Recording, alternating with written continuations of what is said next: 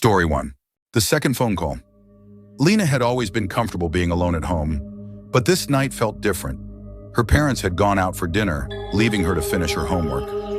As she sat at the kitchen table, a sudden chill swept through the house. She brushed it off as the air conditioning, but the hairs on the back of her neck stood up.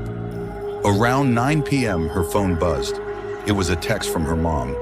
"We'll be home in about an hour. Everything okay?"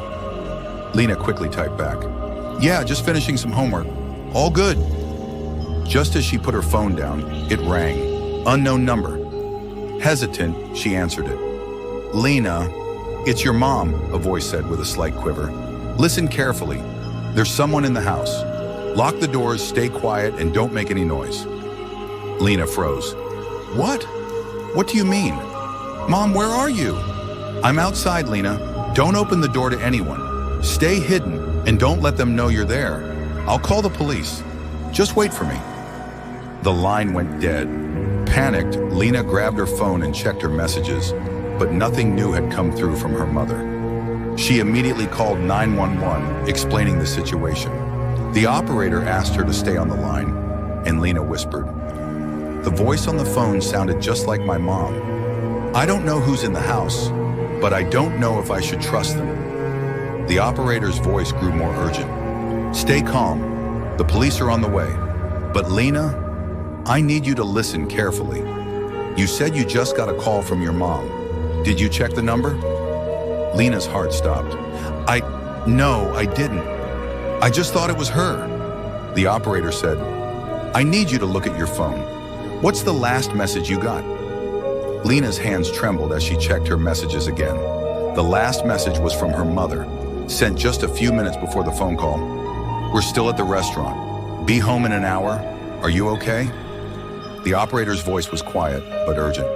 "Lena, listen carefully. The call you just got, it wasn't from your mother. It came from inside the house."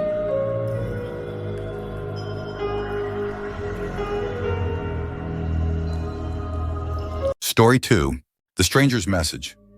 Rachel had been alone for hours. Her roommates had gone out, leaving her to enjoy a rare moment of solitude. She was sitting in the living room, scrolling through social media, when her phone pinged with a new message. It was from an unknown number. "I'm in your house." Rachel laughed nervously. Maybe it was a prank. She tried to ignore it, but the unease crept in. She stood up and locked the doors anyway, glancing around the room as if expecting to see someone lurking. The phone buzzed again. "You can't hide, I'm watching you." Her heart skipped. She sent a quick reply. "Who is this?" The reply came immediately. "I'm in the kitchen now, I see you." Rachel turned pale. She was sitting in the living room, a good distance from the kitchen.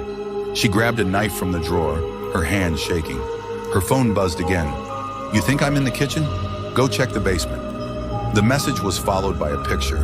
Her basement, taken from within, showing a dark figure standing by the door. Her blood ran cold. She had locked the basement door when she got home. She bolted to the door, turned the knob, and froze.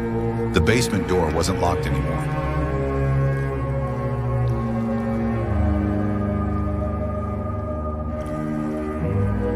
Story 3.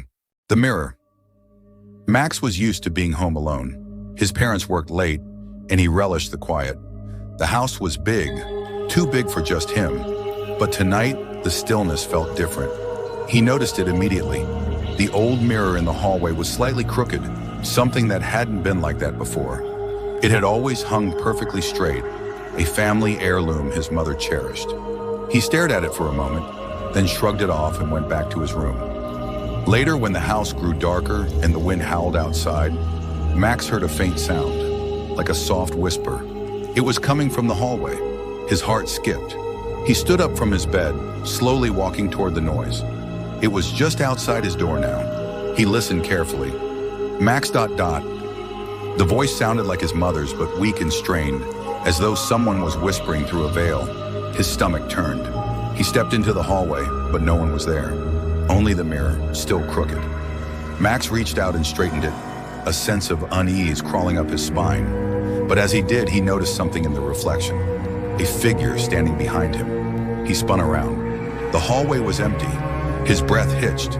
He turned back to the mirror. The figure was still there, a tall, shadowy form standing right behind him.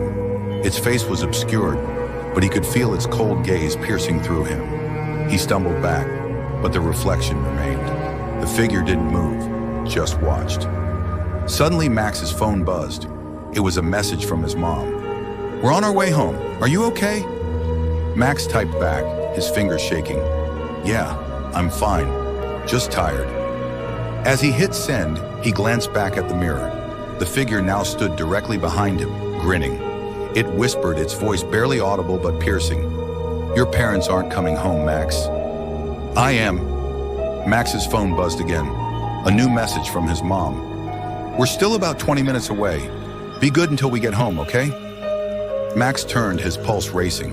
He ran to the door, but the hallway was now dark. Too dark. The air felt wrong. The mirror no longer reflected his own face. It only reflected the smiling figure behind him, slowly stepping closer.